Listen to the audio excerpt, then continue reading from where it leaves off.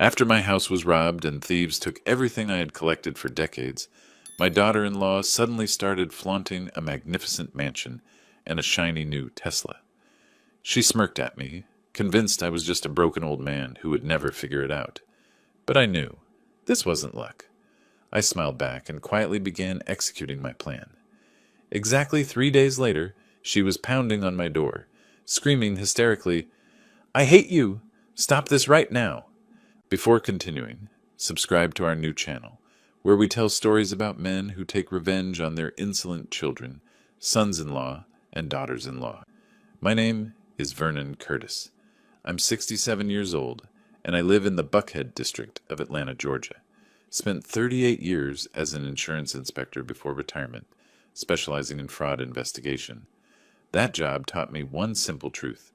People will lie about anything if there's money involved. I just never thought my own family would prove that point.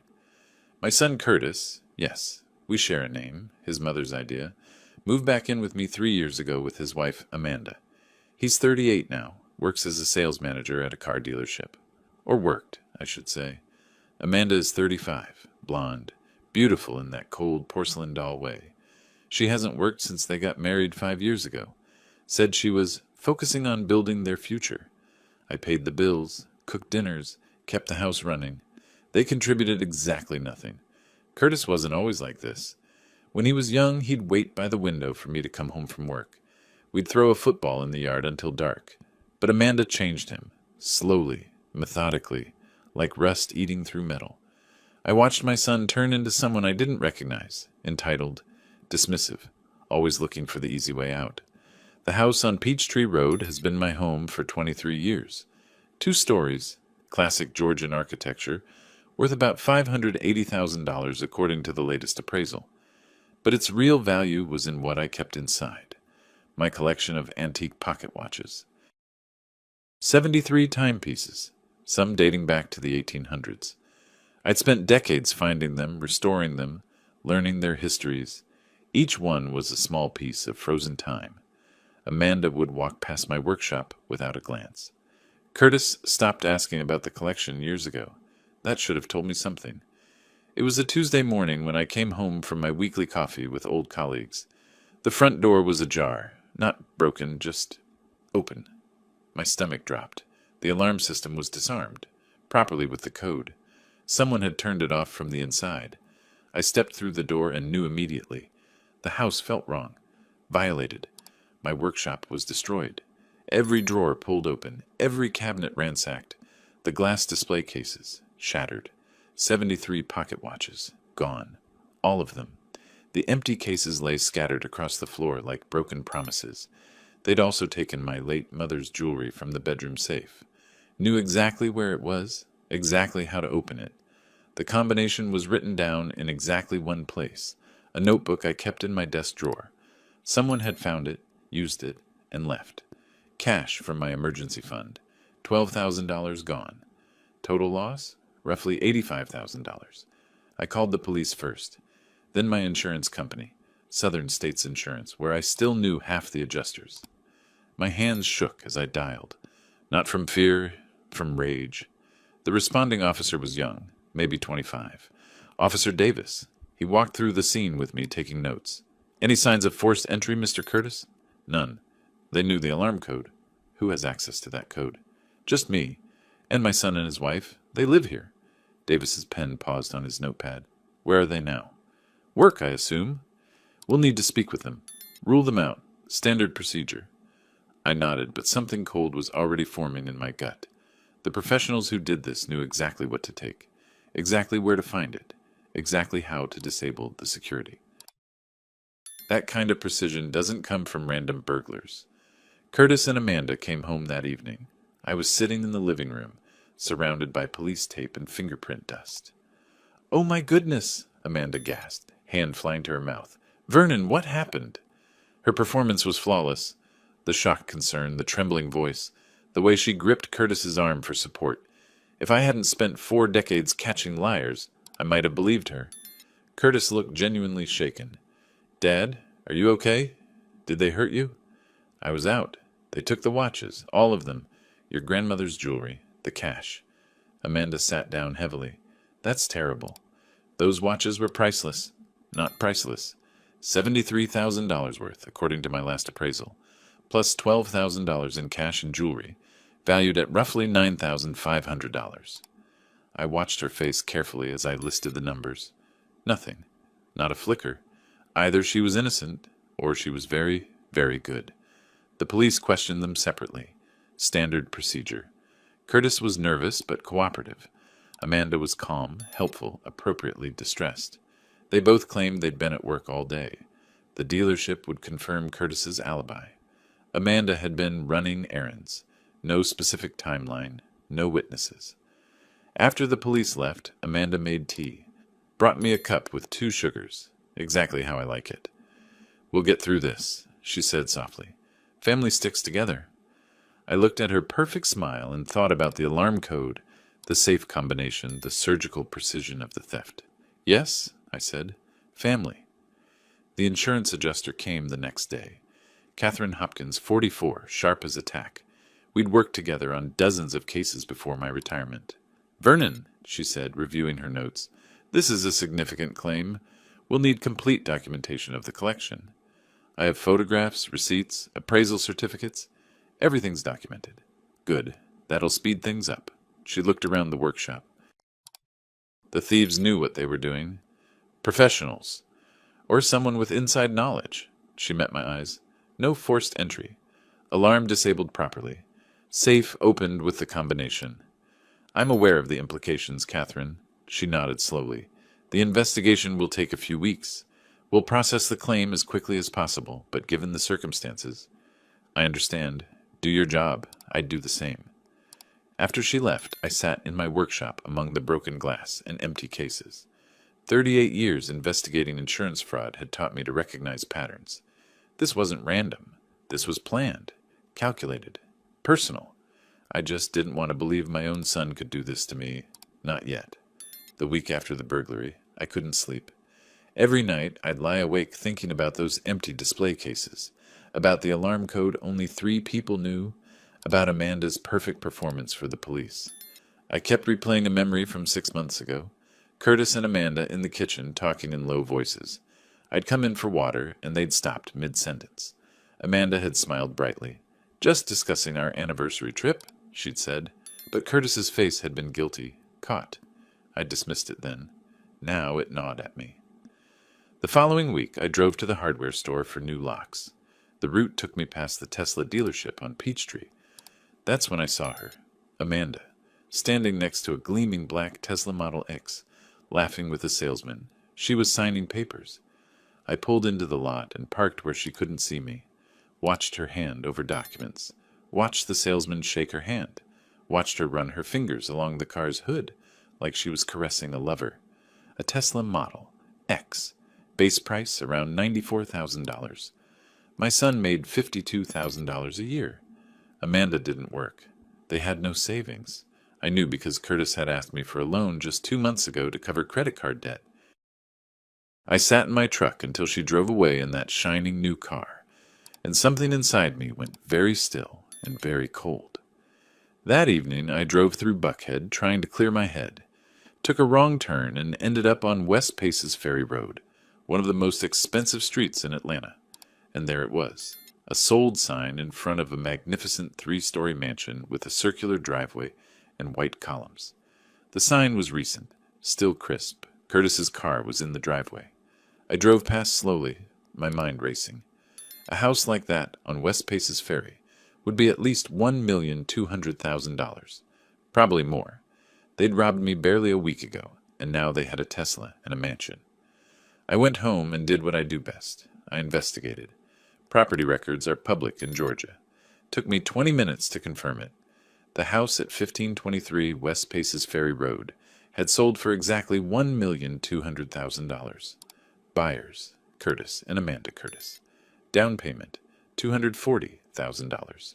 Closing date, 3 days ago. $250,000 in cash. I remembered another flashback then. Curtis at 15, crying in my workshop after his mother's funeral. I miss her, Dad. I'd held him, promised him we'd be okay. We're family, I told him. Family takes care of each other. When had that stopped being true? I heard their car pull up around 8. They were laughing. Actually laughing. I met them at the door. "Vernon!" Amanda's smile was radiant. "We have wonderful news." "Do you?" "Curtis got a huge promotion and a bonus. We bought a house." Curtis stood behind her, not meeting my eyes. "Yeah, Dad. Things are really looking up." "A house on West Paces Ferry Road," I said quietly. "And a new Tesla. Quite a promotion." Amanda's smile didn't waver. "Curtis is very talented. His dealership is finally recognizing that." $240,000 down payment. Must have been some bonus. Plus Curtis's commission from the last quarter. We've been saving. The lie was so smooth, so confident, she actually believed I'd swallow it. What dealership pays a $52,000 a year sales manager enough to afford a $1,200,000 house and a $94,000 car in the same week? Curtis finally looked at me. "Dad, it's complicated. Business finances, you wouldn't—" "I spent 38 years investigating fraud, son. Try me." Amanda's expression shifted, still smiling, but colder now. "It's our money, Vernon. Our business. Curtis works very hard." "I'm sure he does." I kept my voice level. "Congratulations on your windfall. Quite the coincidence. 1 week after someone robbed this house." "Are you accusing us of something?" Her voice turned to ice. "I'm observing timing. The insurance adjusters will do the same." Curtis stepped forward. "Dad, we had nothing to do with the robbery. We were cleared by the police." "Alibis are easy to arrange when you hire the right people." Amanda's mask finally cracked. "This is ridiculous. We don't have to stand here and be insulted." "No," I agreed. "You have a mansion to move into. Don't let me keep you." They left. The house felt emptier than it had, even with all my treasures gone. I sat in my workshop that night, surrounded by empty cases, and made a decision. If they wanted to play games with insurance fraud, they'd pick the wrong mark. I knew every trick, every loophole, every way to trace money and prove conspiracy.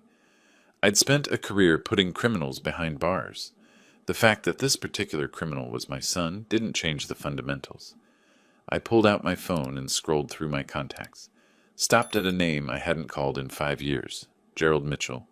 Private investigator, former police detective, specialized in financial crimes. My finger hovered over the call button. In my mind, I saw Curtis at 8 years old, showing me a drawing he'd made. "Look, Dad, it's us." 2 stick figures throwing a football. Then I saw Amanda's cold smile, saw the Tesla, saw the mansion bought with my stolen property. I pressed dial. "Gerald, it's Vernon Curtis. I need your help with something. How much do you charge for a full surveillance package?" "Vernon, long time. Depends on the scope. What are we talking about?" "Insurance fraud, conspiracy, probably involving organized crime connections. The targets are family." A pause. "Family?" "My son and his wife. I think they staged the robbery of my house to collect insurance money. They just bought a $1,200,000 house and a Tesla with cash I think they're planning to get from my claim." "That's serious? I'll need to verify everything, build an airtight case." "I know. I'm not interested in revenge. I'm interested in justice. My rate is $175 an hour plus expenses. A case like this? Figure $3,500 minimum to start." "Do it." After I hung up, I sat in the darkness of my workshop.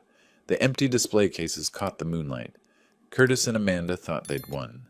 Thought the old man was too broken, too trusting to see the truth. They were about to learn what 38 years of investigating criminals had taught me. I smiled in the dark. The game was just beginning. 3 days later, I met Gerald Mitchell at a coffee shop on Peachtree Road, Café Intermezzo, neutral ground where neither Curtis nor Amanda would stumble across us. Gerald was early 50s, graying hair, the kind of face that blends into any crowd, perfect for his line of work. "Vernon," he shook my hand and slid a folder across the table. "I've started preliminary surveillance. Your son and daughter-in-law are interesting subjects." I opened the folder. Photographs. Curtis and Amanda at their new mansion. Amanda loading shopping bags into the Tesla. Both of them at an upscale restaurant I knew cost $200 per person minimum. "They're not exactly hiding their newfound wealth," Gerald observed. "No. They think I'm just a grieving old man too broken to connect the dots." "Are you? Broken, I mean." I looked at the photos. Amanda's smile was radiant, triumphant. Curtis looked relaxed, happy in a way I hadn't seen in years. "No," I said. "I'm done being broken." Gerald nodded. "Good. Because what I'm about to tell you requires a clear head. I need you to authorize a full financial audit. I have connections at several banks, but I'll need your signature on some documents. Legal gray area, but everything will be admissible in court." "What are we looking for?" "Money trails. Your son makes $52,000 a year. Even with perfect credit and zero debt, which he doesn't have, no bank would approve him for that mortgage without serious capital. Someone funded that down payment." I signed the papers he pushed across the table. "How much?" "For the full package? Financial audit, surveillance, background checks on known associates, $3,500 up front, then $175 per hour for active surveillance." I wrote him a check without hesitation. Money I'd saved for retirement, for emergencies. This qualified. "One more thing," I said. "I need a lawyer, someone who specializes in insurance fraud and civil litigation." Gerald smiled. "I know just the person." That evening, Amanda called. Her voice was honey-sweet. "Vernon, Curtis and I are having a housewarming party this Saturday. You simply must come. It would mean so much to us." I could hear the smugness underneath the sweetness. She wanted me to see their success, wanted to rub my face in it. "What time?" I asked. 7 o'clock. "And Vernon?" "It's formal. Do you still have your Navy suit?" The one I'd worn to my retirement party, to my mother's funeral, to every important occasion for the last 20 years. "I'll find something appropriate." "Wonderful. See you then?" I hung up and looked around my workshop. The empty display cases seemed to stare back at me, accusing. But I wasn't that victim anymore. I was becoming something else, something patient, something methodical, something they should have feared. The next morning I met with Ronald Stewart, the attorney Gerald had recommended. His office was on Peachtree Street, 17th floor, floor-to-ceiling windows overlooking downtown Atlanta. Ronald was 61, sharp-eyed, with the kind of quiet confidence that comes from winning more cases than you lose. "Mr. Curtis," he said, gesturing to a leather chair, "Gerald filled me in on the basics. Insurance fraud, suspicious timing, family members as suspects." "Alleged suspects," I corrected. "I need proof before I make accusations." "Smart. That's why you're here." He opened a legal pad. "I'm going to need complete documentation of your insurance claim, timeline of events, financial records for Curtis and Amanda, if you can get them, and any evidence of their current assets." "I can get most of that." "Good. My retainer is $2,800. That covers initial consultation, document review, and preparation of legal strategy. If we move forward with civil litigation, costs will increase substantially." "I understand." I wrote another check. My retirement savings were disappearing fast, but I didn't care. Some things are worth more than money. Ronald studied me over his reading glasses. "Vernon, I have to ask, are you prepared for where this might lead? If they're guilty, if we prove fraud, you're looking at criminal charges, prison time. Your son could go to jail." "My son made his choice when he robbed me." "Fair enough." He made a note. "We'll start with the financial audit. Once we have concrete evidence of where their money came from, we can build from there." That Saturday, I drove to the mansion on West Paces Ferry Road. The circular driveway was packed with luxury cars. Mercedes, BMWs, another Tesla. The house was lit up like a palace, music drifting through the spring evening. Amanda met me at the door in a designer dress that probably cost more than my monthly pension. "Vernon, you came." She kissed my cheek, her perfume overwhelming. Come in. Let me show you around." The foyer alone was bigger than my living room. Marble floors, crystal chandelier, a staircase that curved up to the second floor like something from a movie. The living room had 20-foot ceilings, modern art on the walls, furniture that looked expensive and uncomfortable.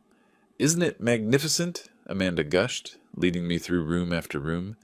"We got such a good deal on the furniture. Curtis has been working so hard." I smiled and nodded, playing the proud father. But I was cataloging everything. The $8,000 sectional sofa, the imported Italian tile in the kitchen, the Sub-Zero refrigerator, The wine cellar stocked with bottles I recognized as collectibles. Rough estimate, they'd spent $150,000 furnishing this place. Minimum. Curtis found me in the study, looking at his new mahogany desk. "Hey, Dad, what do you think?" "It's impressive, son. Must have cost a fortune." He laughed, nervous. "Amanda has good taste, sometimes too good." "Where'd you say this promotion money came from?" "Regional Sales Performance Bonus. Top producer in the Southeast District." The lie came so easily now, not even a flicker of guilt. "That's quite an achievement. Your dealership must value you highly." "They do. Finally." He looked around the study, avoiding my eyes. "I know it's fast, moving out and everything, but Amanda and we needed our own space, to build our future." "I understand completely." I spent 2 hours at that party, smiling, congratulating them, playing the part of the foolish old man who believed their lies. All the while I was watching, observing, taking mental notes, the way Amanda bragged about their good fortune to the other guests, how Curtis drank too much and got loud about his business success, the expensive catering, the premium liquor, the casual displays of wealth that didn't match a car salesman's salary. They were performing, badly, and everyone was watching. When I left, Amanda hugged me. "Thank you for coming, Vernon. It means everything to have your support." "Family," I said. "We stick together, right?" "Always." I drove home through the quiet Atlanta streets, past the mansions and the luxury cars, back to my modest house on Peachtree Road, back to my empty workshop and broken display cases. But I wasn't empty anymore. I was full of purpose, full of plans. They'd invited me into their palace of lies, showed me everything they'd bought with my stolen property. Big mistake. In my workshop, I started a new file, labeled it simply Evidence. Inside went photos from the party, notes on their spending, observations about their behavior. Gerald had taught me to document everything. Ronald had taught me that cases are built on details. They'd taught me well. 2 weeks passed. I fell into a routine that would have looked mundane to anyone watching. Morning coffee, afternoon walks, evenings in my workshop pretending to organize what little remained. But beneath that routine, I was hunting. Gerald called every few days with updates. Curtis had been seen meeting with his dealership manager 3 times in 1 week, unusual for someone supposedly excelling at work. Amanda spent her days shopping, lunching with friends at expensive restaurants, posting photos of her new life on social media. "She's documenting everything herself," Gerald said with amusement, "making our job easier." "Arrogance," I replied. "They think they've won." "Let them think that. Confident criminals make mistakes." I started noticing other things too, small details I'd overlooked before. The way Amanda would sometimes slip documents into her purse when she thought I wasn't looking, back when they still lived with me. How Curtis would take phone calls in the garage, speaking in low, urgent tones. The bank statements I'd seen once briefly, showing multiple transfers to an account I didn't recognize. I dismissed it all as normal married couple finances. Private business. Now I saw it for what it was. Conspiracy. One afternoon, while Curtis and Amanda were out, I walked through my house, their old living space. Amanda had been careless during their move. In the trash, I found a receipt from the tavern at Phipps, a bar in Buckhead, dated 2 months before the robbery. Nothing suspicious on its own except the total, $187 for 3 people. 3 people. Curtis, Amanda, and who? I photographed it and sent it to Gerald. His response came an hour later. "Interesting. I'll check it out." The following week, Ronald called me to his office. "We've completed the preliminary financial audit," he said, spreading documents across his desk. "And Vernon, it's worse than we thought." "How bad?" "The down payment on the house, $240,000, came from a newly opened offshore account in the Bahamas, opened 3 months ago in Amanda's name only." My stomach clenched. 3 months before the robbery. Exactly. The account currently holds $847,000. I did the math instantly. My stolen property, $85,000. The insurance payout Southern States would eventually pay for my antique watch collection, $762,000. Those specific figures weren't public knowledge yet. The insurance company was still processing my claim. "That's the exact amount of my claim," I said slowly. To the dollar. Yes. Ronald leaned back in his chair. They opened that account expecting to receive $847,000. They knew exactly what the insurance would pay before the robbery even happened. But how? The appraisals were confidential. You said your son lived with you, had access to your files, your documents. I closed my eyes. Of course.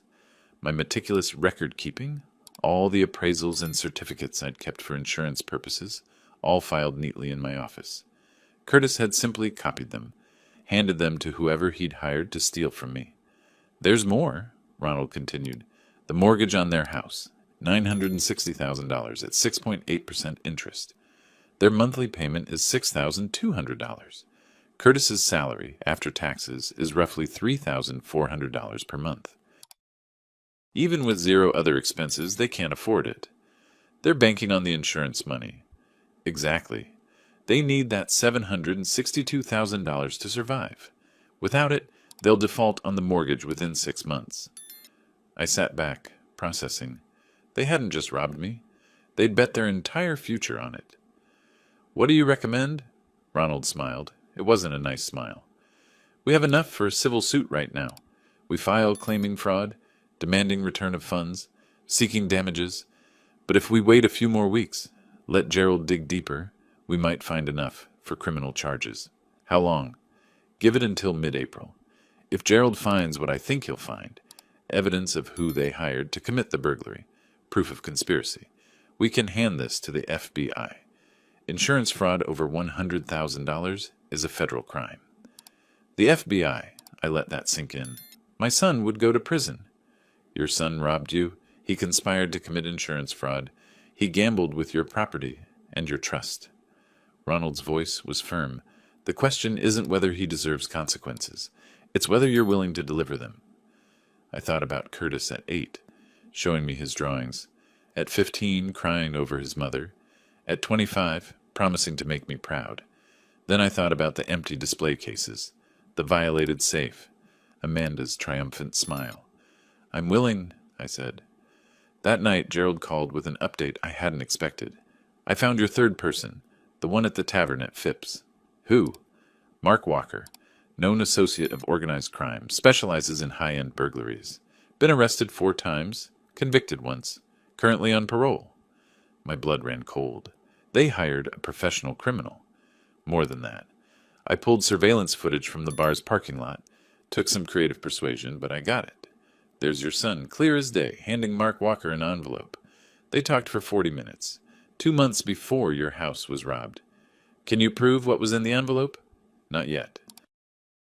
But I'm working on it. Mark Walker has a pattern. He always gets paid half up front, half after the job. If your son paid him, there'll be a record somewhere. Find it. I will. But Vernon, there's something else you should know. Walker's parole officer is a friend of mine. I made some calls. Walker's been flashing money lately. New car, paid off debts, living beyond his means. So he's spending his cut. Exactly. And if we can prove Curtis paid him, if we can connect Walker to the robbery, your son and daughter-in-law aren't just looking at fraud charges. They're looking at conspiracy, theft, and organized crime connections. I sat in my workshop that night, surrounded by the tools I'd used to restore my pocket watches. Delicate work requiring patience and precision, this would require the same. I opened my laptop and started a new document. Timeline of evidence. Every date, every transaction, every lie they'd told. I organized it chronologically, cross-referenced it with Gerald's surveillance reports and Ronald's financial audits. The picture that emerged was damning. They'd planned this for months. Researched my collection, copied my documentation, found a professional to execute the theft, opened offshore accounts to hide the money, bought the mansion before the insurance even paid out. Every step calculated, every move deliberate. They'd underestimated one thing: me. By the time I finished that document, it was 3 a.m. My eyes burned, my back ached, but I felt more alive than I had in months. I wasn't the victim anymore. I was the investigator, the hunter, the one who saw through the lies. And I was getting close. I sent the timeline to Ronald and Gerald.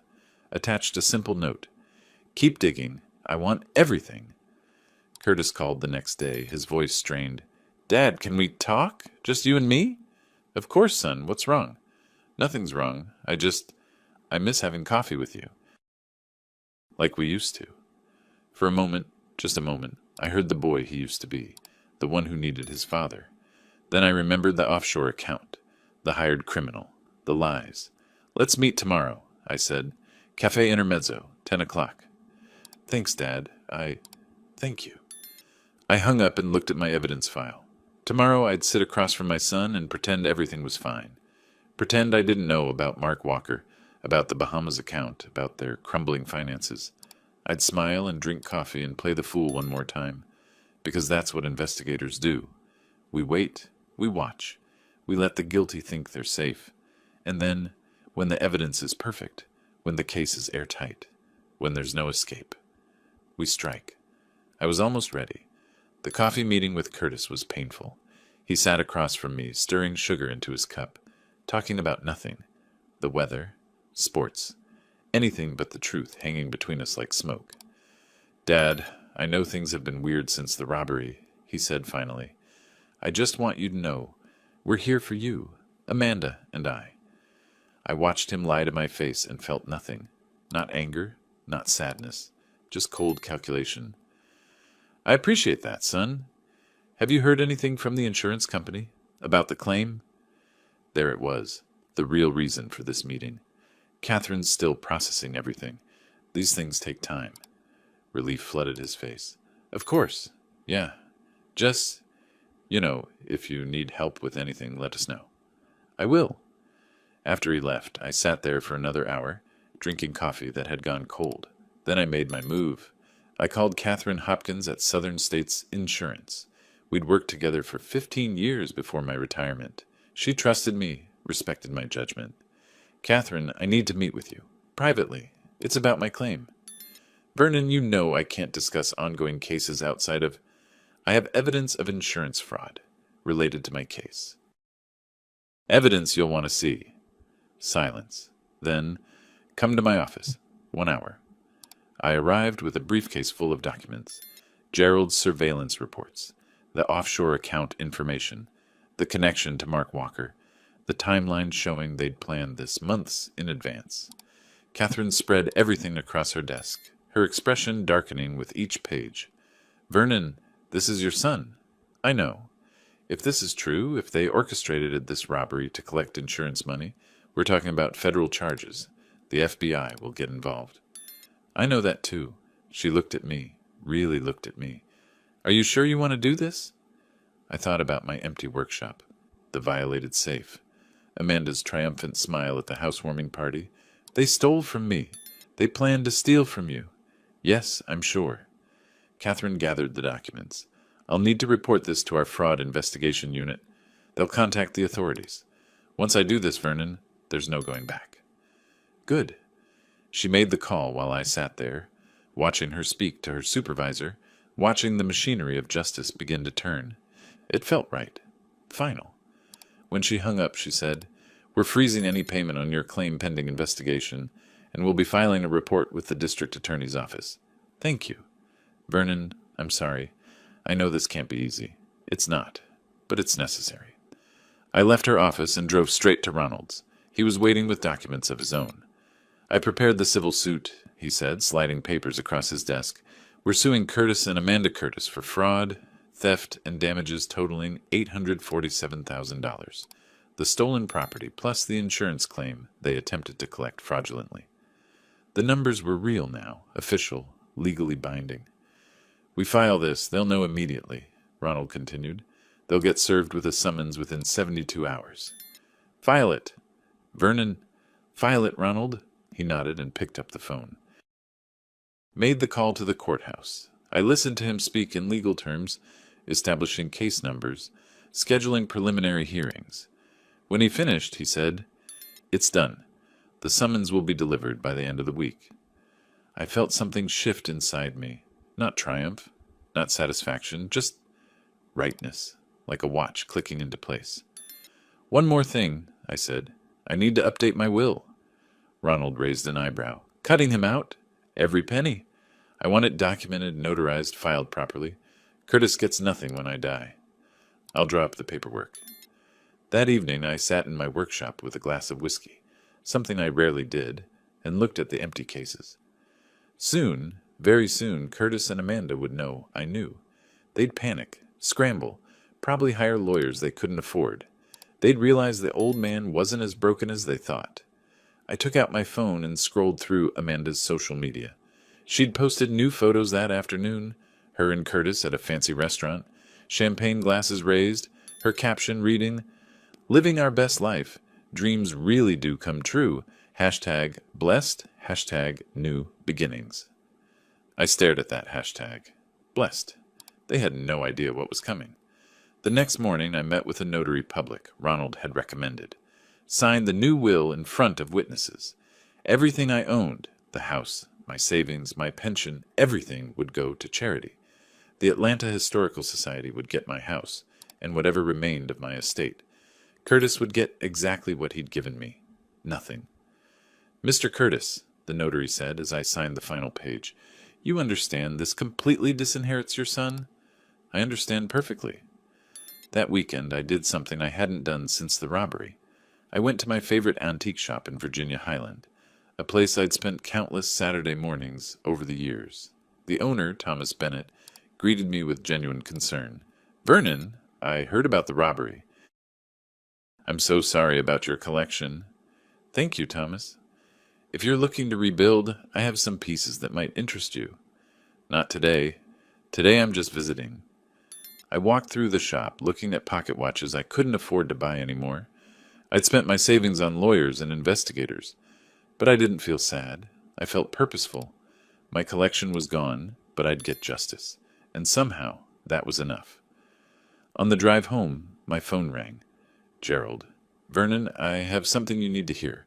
Can you come by my office?" "On my way." Gerald's office was in a strip mall in Chambly, unpretentious and functional. He met me at the door with a laptop.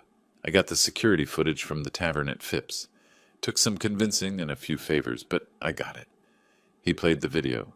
Grainy, black and white, but clear enough. Curtis sitting in a booth with Mark Walker, talking for 30 minutes. Then Curtis reaching into his jacket and pulling out an envelope, passing it across the table. Walker counting what was inside, cash, obviously, and nodding. "That's your son paying a known criminal," Gerald said, 2 months before your house was robbed. "Can you prove what was in the envelope?" Walker's parole officer is cooperative. Walker deposited $15,000 cash the next day. Claimed it was from selling a car, but couldn't produce any paperwork. This video proves Curtis gave him that money. I watched the video again. My son, my only child, conspiring with a criminal to rob his own father. "Send it to Ronald and Catherine," I said. "They'll need it." "Already done. Vernon, this is enough for criminal charges. Federal charges. Your son is going to prison." I nodded slowly. "I know." That night, I couldn't sleep. I kept seeing Curtis at 8 years old, showing me his homework. At 15, asking for advice about girls. At 23, introducing me to Amanda for the first time. So proud, so happy. Where had I gone wrong? Or had Amanda done this to him? Corrupted him? Changed him into someone who could rob his own father? It didn't matter anymore. The choice was made. The papers were filed. The evidence was gathered.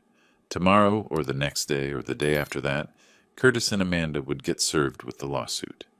The insurance company would notify them of the fraud investigation, and then the real show would begin. I fell asleep finally, around 4 in the morning, and dreamed of empty display cases filling up with watches. But when I looked closer, the watches were all broken, their hands frozen at different times. The dream woke me at dawn. I lay in bed, staring at the ceiling, and wondered if justice would feel like I thought it would. Only one way to find out. 3 days later, I was in my workshop when I heard a car screech into my driveway. The engine cut off abruptly, followed by a car door slamming hard enough to rattle windows. I knew that sound. Rage.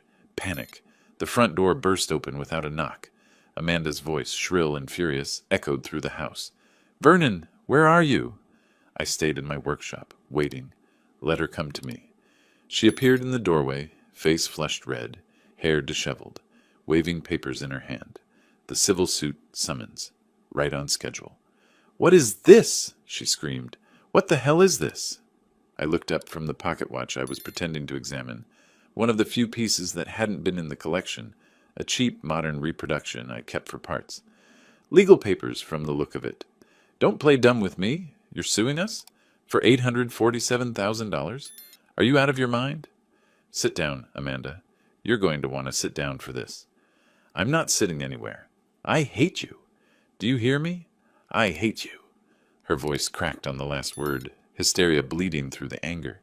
I'd seen this reaction before, in fraud suspects who realized they'd been caught.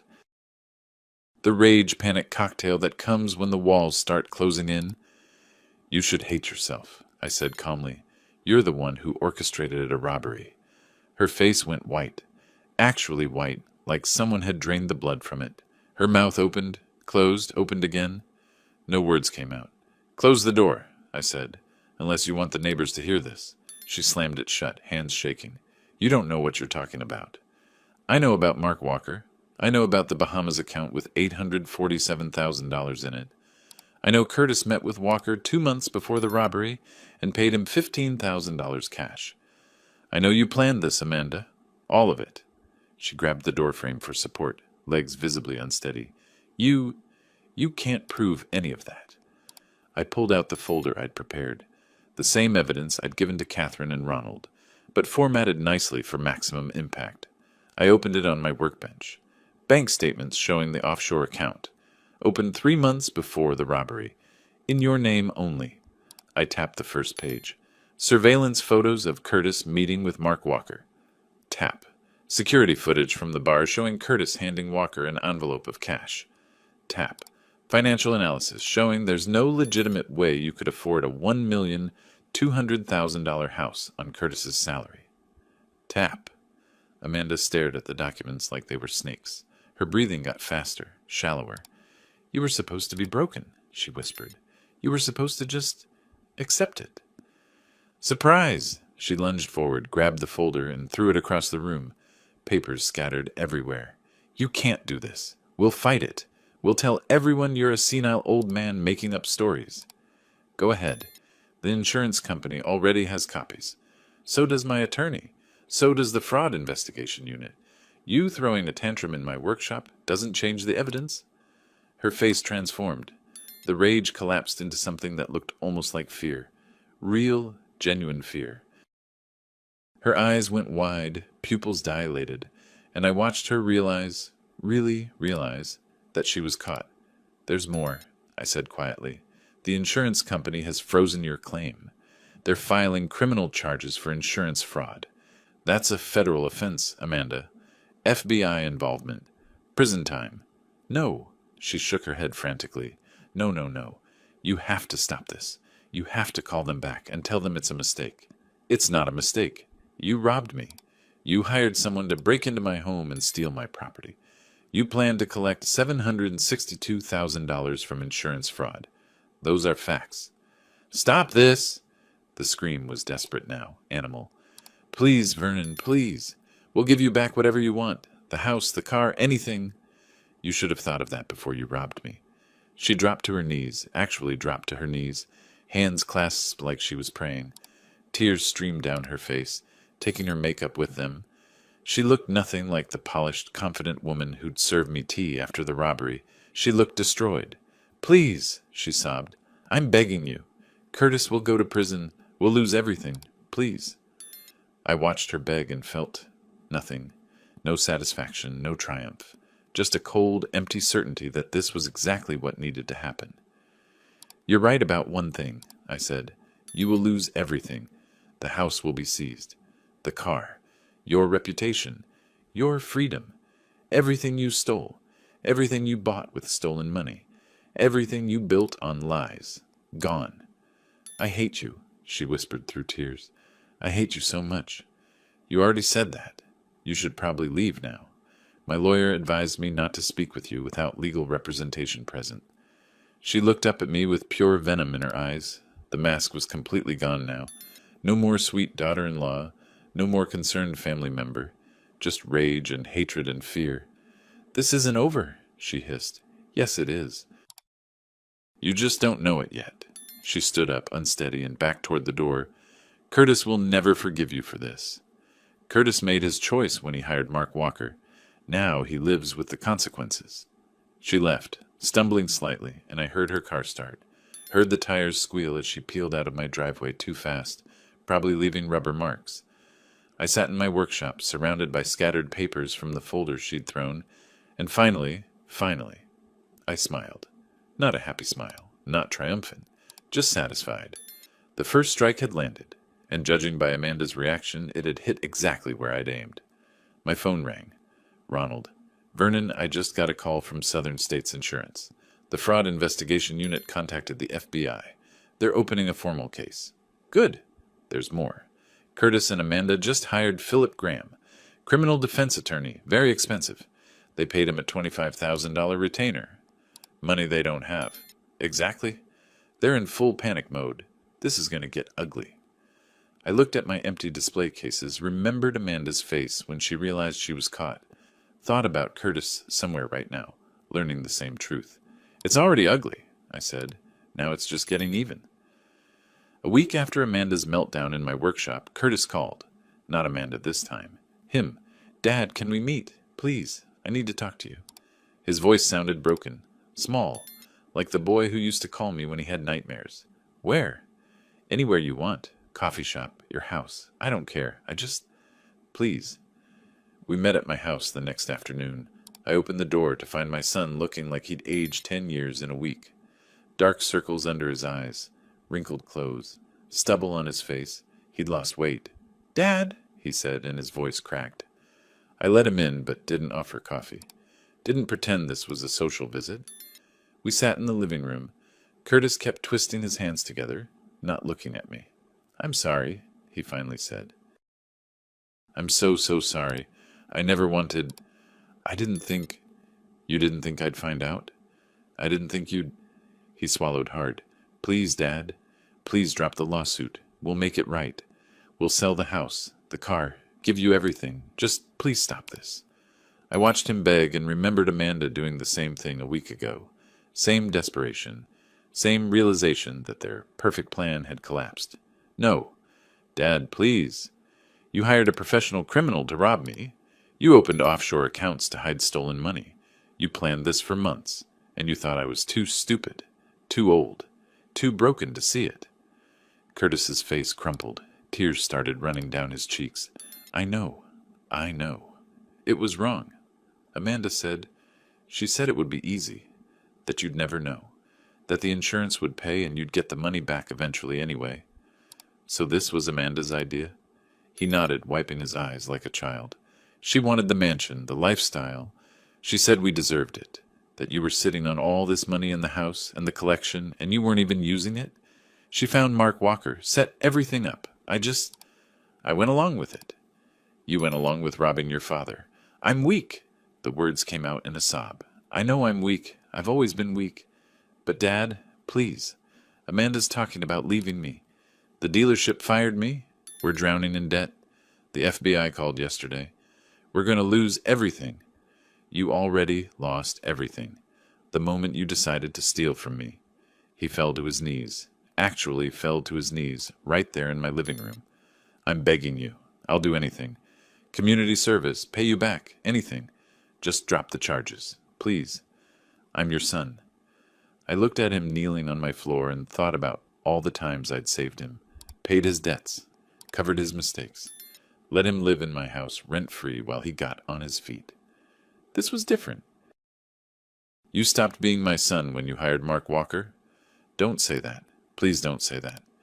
I changed my will, Curtis. Everything goes to charity when I die. You get nothing. His face went white. What? You wanted my money so badly you were willing to steal it. Now you'll never have it. Not $1. Dad, no. Get out of my house. Please, get out. He stood up slowly, unsteady, like a man who'd been punched in the gut. Looked at me with devastated eyes. I love you, Dad. If you loved me, you wouldn't have robbed me. He left. I heard his car start, heard him drive away, and sat in the silence of my living room for a long time. That same afternoon, Ronald called with news.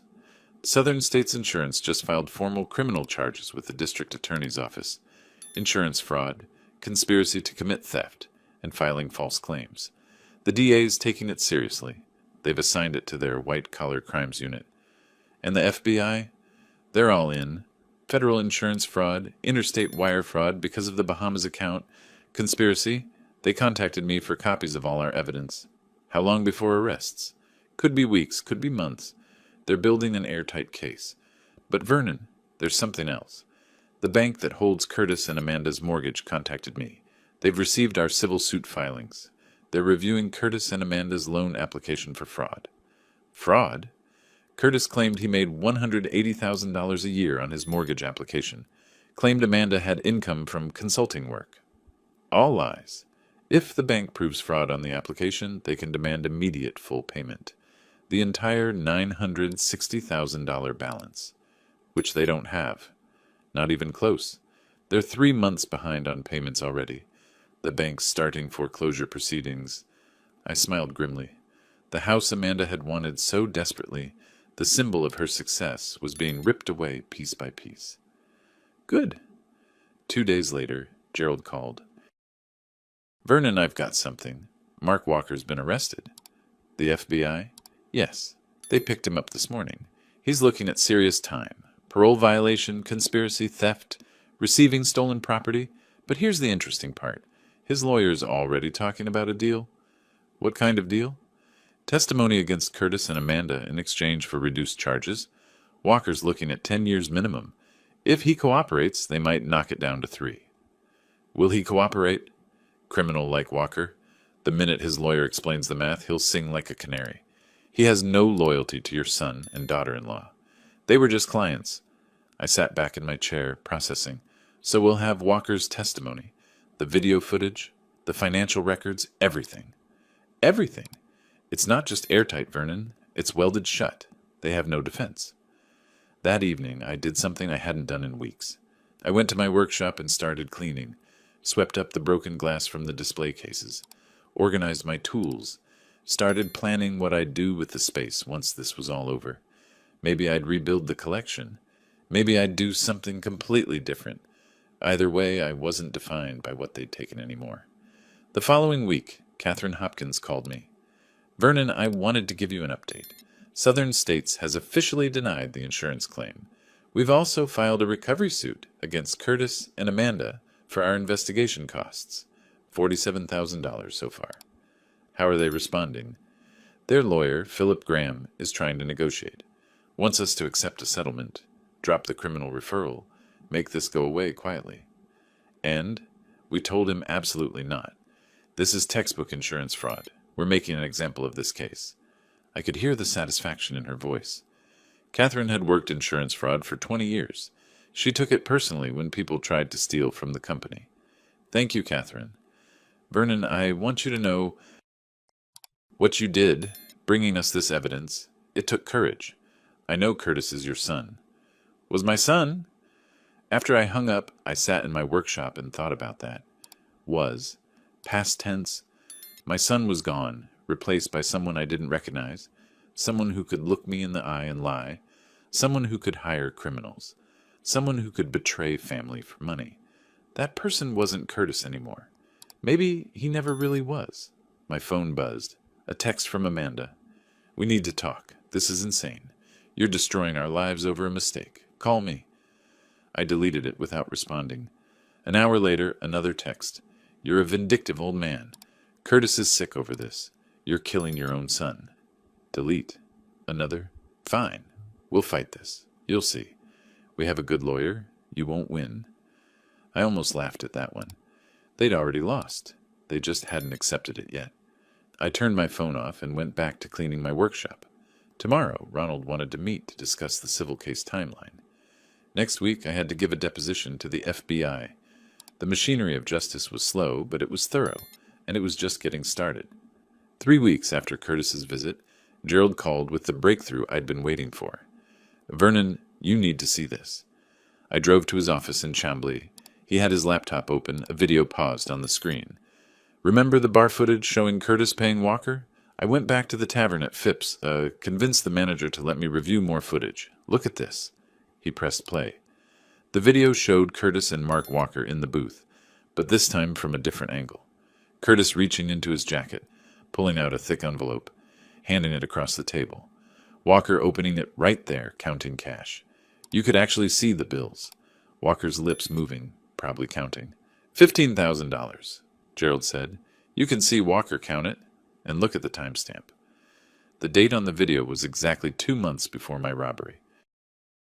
This is better than the first video, I said. It gets better. I found Walker's parole officer, name's James Rodriguez. He's cooperating with the FBI. Walker deposited exactly $15,000 in cash the day after this meeting. Claimed it was from selling a motorcycle, but couldn't produce a title or bill of sale. The FBI has all this. They do now. I sent it over this morning. And Vernon, there's more. Walker's attorney reached out to the prosecutor. Walker's ready to testify. Full cooperation. He's giving them everything. How Amanda contacted him, how they planned the robbery, where he sold the stolen items, all of it. I felt something cold and final settle in my chest. This was it. The last piece. When? FBI's moving fast. They want to arrest Curtis and Amanda before they try to flee. Could be any day now.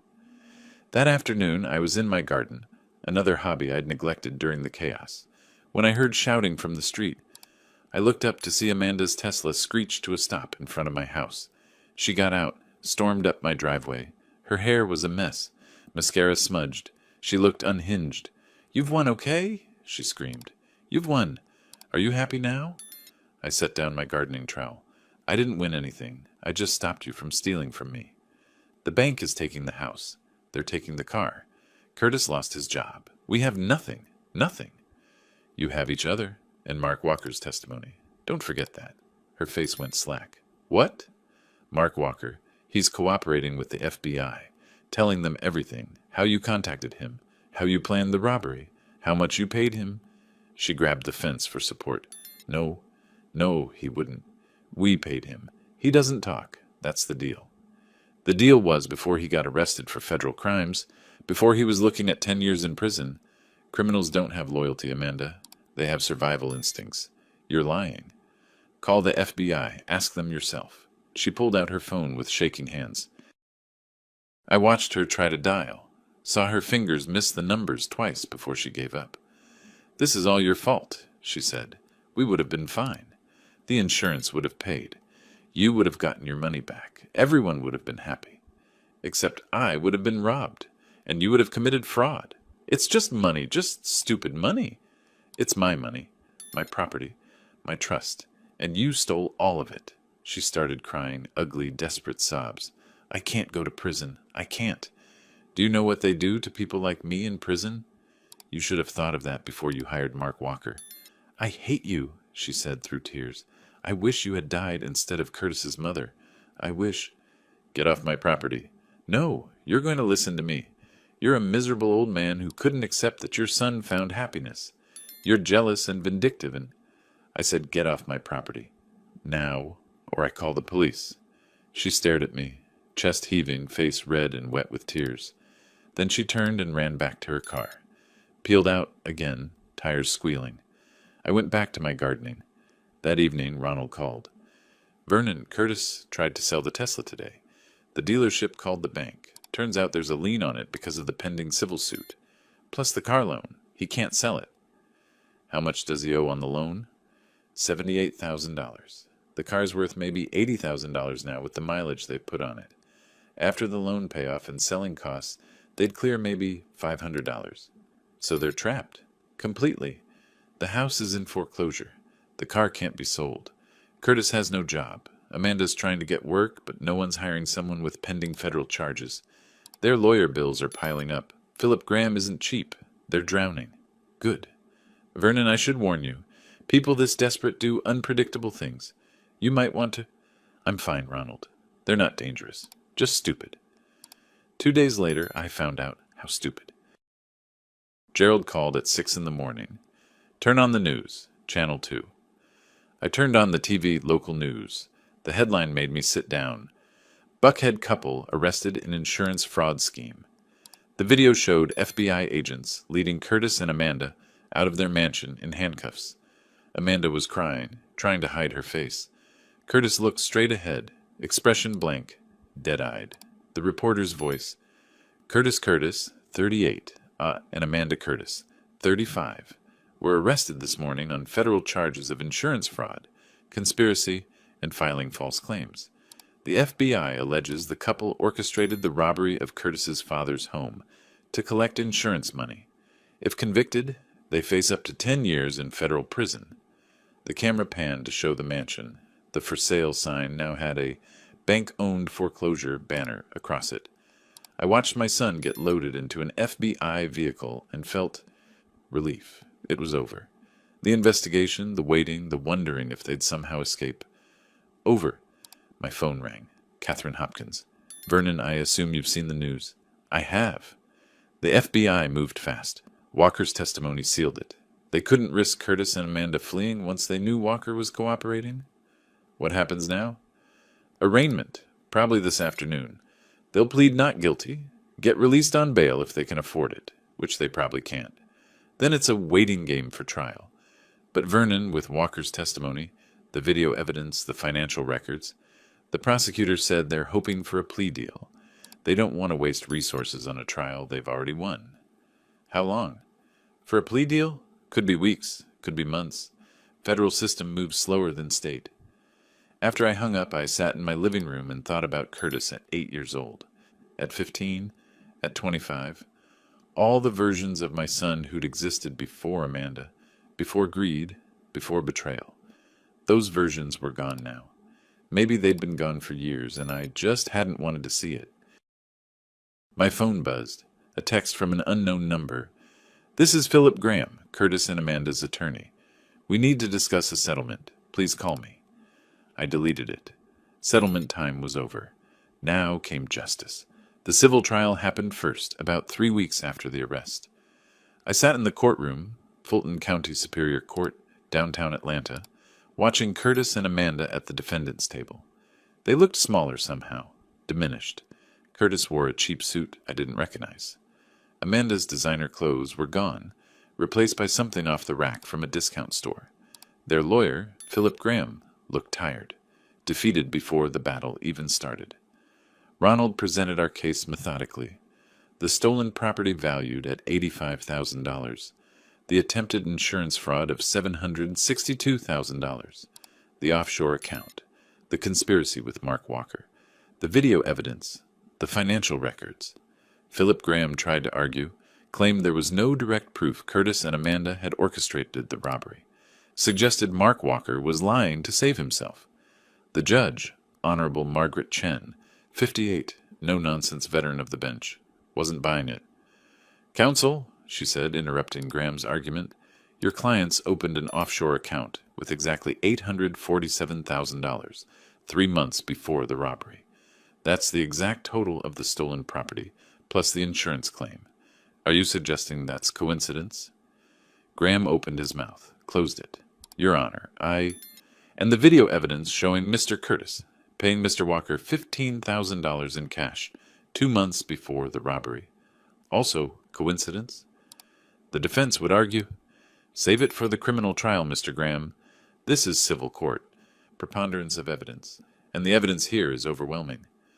I watched Curtis sink lower in his chair, watched Amanda grip the table, knuckles white. Judge Chen ruled from the bench. Didn't even take time to deliberate. I find for the plaintiff, Vernon Curtis, in the amount of $847,000 in damages plus $43,000 in legal and investigative costs, for a total judgment of $890,000. Furthermore, I'm placing immediate liens on all property owned by the defendants, including the residence at 1523 West Paces, Ferry Road, and the vehicle, a Tesla Model X. These assets will be seized and sold at auction to satisfy the judgment. The gavel came down. Final. Absolute. Amanda made a sound, something between a gasp and a sob. Curtis just sat there, staring at the table. Outside the courtroom, Ronald shook my hand. Congratulations, Vernon. That's as clean a victory as I've ever seen. When will the auction happen? 30 days. The bank has first claim on the house because of the mortgage. but there should be enough left over to cover a significant portion of your judgment. The Tesla will go toward the rest." I nodded. It wasn't about the money anymore. It was about watching their palace of lies get dismantled, brick by brick. The following week, I got a call I'd been waiting for. "Gerald, Vernon, you're going to want to hear this. The FBI recovered your collection." I almost dropped the phone. "What?" "Mark Walker kept everything in a storage unit in Marietta. FBI raided it yesterday as part of his plea agreement. They found all 73 pocket watches, your mother's jewelry, even the cash. Well, $8,000 of it. Walker spent the rest." I sat down heavily. "They're intact?" "According to the inventory, yes. Some minor damage to a few pieces, but mostly intact. The FBI is processing them as evidence, but they'll be returned to you once the criminal case concludes." I looked at my empty display cases and felt something crack inside me. Not breaking, mending. "Thank you, Gerald." "There's more. The prosecutor called. They're offering Curtis and Amanda a plea deal. 3 years supervised probation, 500 hours community service, full restitution to you and Southern States Insurance, and they both have to allocate. That means publicly admit guilt in detail. And if they don't take the deal, trial. And they're looking at 10 years federal prison minimum. The prosecutor's confident he'll win.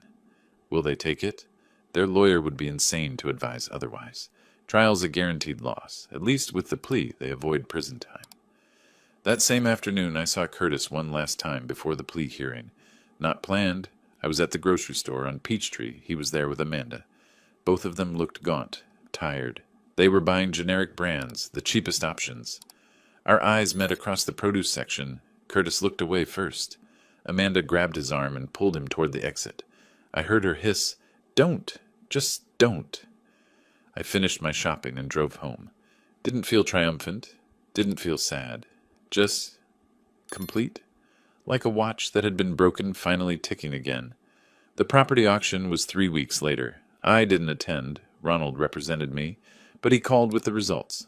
The mansion sold for $1,150,000. After the bank took their $960,000 for the mortgage, there's $190,000 left. The Tesla brought $81,000. After the loan payoff of $78,000, that's another $3,000. Total recovery, $193,000 toward your judgment. So they still owe me $697,000, which they'll never have. But the court can garnish any future wages, tax returns, inheritances. They'll be paying this off for the rest of their lives. I smiled at that. Not cruel, just satisfied.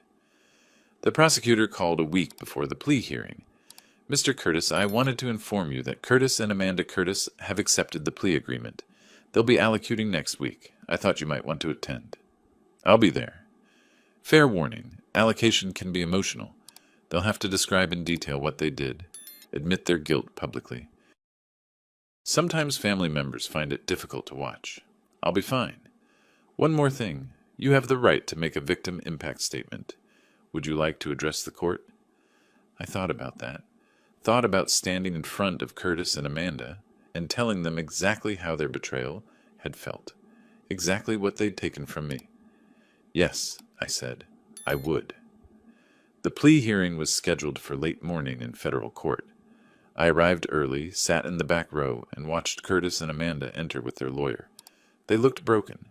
Curtis had lost at least 20 pounds.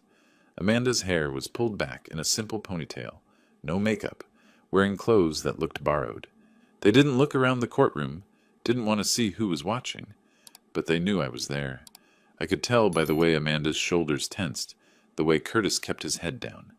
The judge, Honorable Richard Morrison, Federal District Court, called the proceeding to order.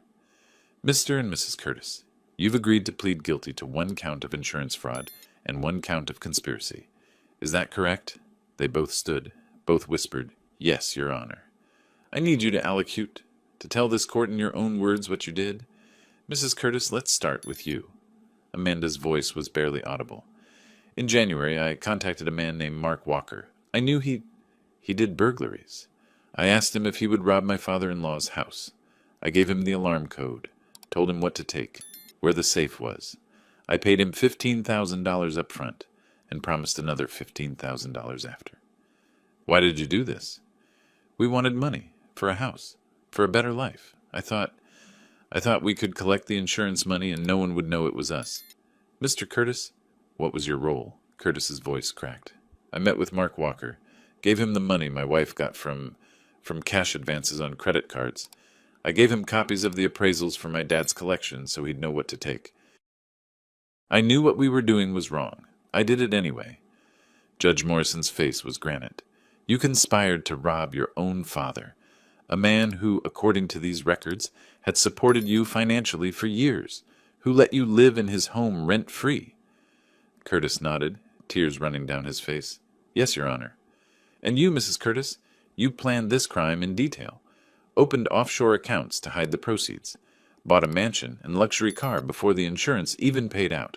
Yes, Your Honor. Amanda's voice was barely a whisper.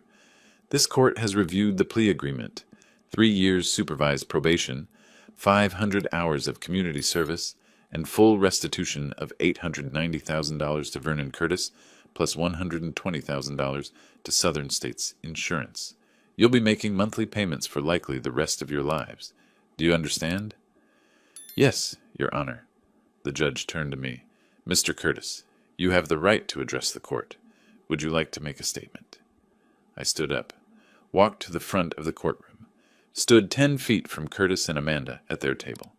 Curtis finally looked at me. His eyes were red, devastated. I spoke calmly, clearly. Your Honor, I worked as an insurance inspector for 38 years. I investigated hundreds of fraud cases.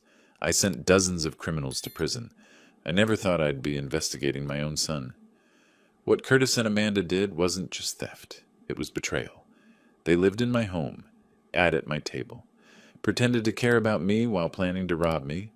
They hired a criminal to violate my home, to steal items I'd spent decades collecting. Items that meant something to me, memories, history. They didn't just steal money. They stole my trust, my sense of safety in my own home, my relationship with my son. I want this court to know that I don't forgive them. I don't accept their apologies. They made their choices. Now they face the consequences. That's justice. I sat back down. Judge Morrison nodded slowly. The court accepts the plea. Defendants are hereby sentenced to 3 years supervised probation, 500 hours community service, and restitution as specified in the agreement. You're both fortunate Mr. Curtis didn't push for prison time. Dismissed. The gavel fell. Curtis and Amanda stood there looking at each other, no relief on their faces, just empty acceptance. Amanda turned toward me as they left the courtroom. Our eyes met. I saw everything in that look. Hatred, regret, defeat. She opened her mouth like she wanted to say something. I just looked at her, said nothing. She turned away. Outside the courthouse, Ronald was waiting. Well done, Vernon. That was powerful. It needed to be said. There's one more piece of good news. The FBI evidence release was processed this morning. Your pocket watches and your mother's jewelry are being returned to you. You can pick them up tomorrow. The next day, I drove to the FBI field office in Chambly. An agent led me to a room where 73 pocket watches were laid out on a table in clear evidence bags. My mother's jewelry, even $8,000 in cash, the remainder of what had been stolen. I stood there looking at them and felt tears in my eyes for the first time through this whole ordeal. Not tears of sadness, tears of relief. Mr. Curtis? The agent said. Are you all right? I'm fine. They're home. I spent the next 2 weeks carefully restoring each piece, cleaning them, checking their mechanisms, returning them to the display cases in my workshop. Some had minor damage, scratches, broken chains, but nothing irreparable. By the time I finished, it was late summer. The Georgia heat pressed against the windows of my workshop, but inside, everything was cool and quiet and right. I sat at my workbench with an 1887 Waltham pocket watch, the one my grandfather had carried, carefully adjusting its escapement. The tiny gears clicked into place with a satisfying precision. Behind me, the display cases gleamed. 73 timepieces, each one telling its own story, each one home where it belonged. My phone rang. Catherine Hopkins.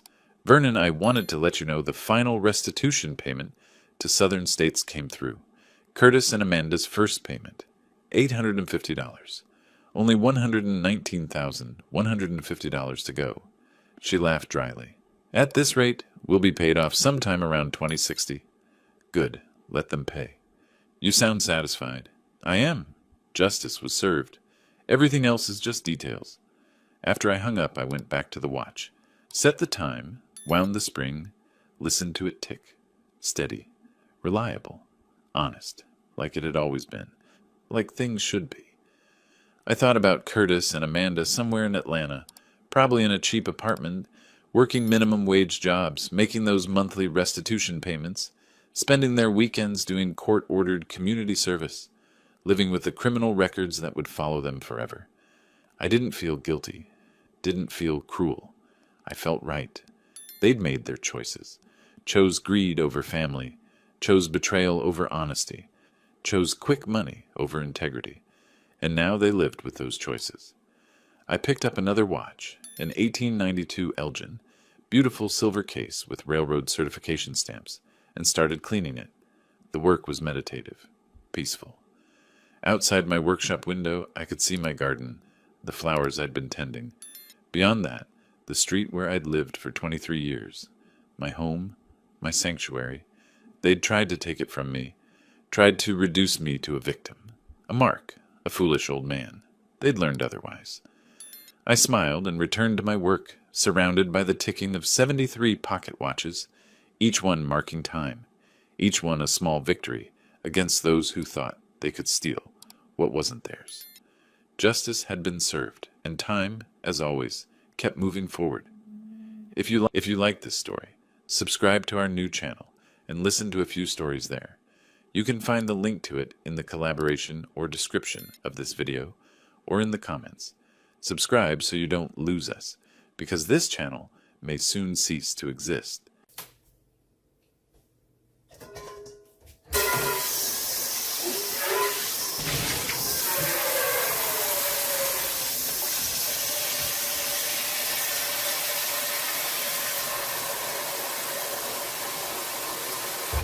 여기에다가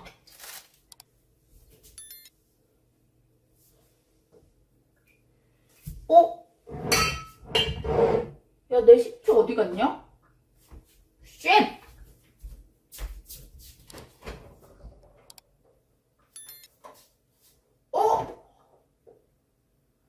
식초가 어딨지?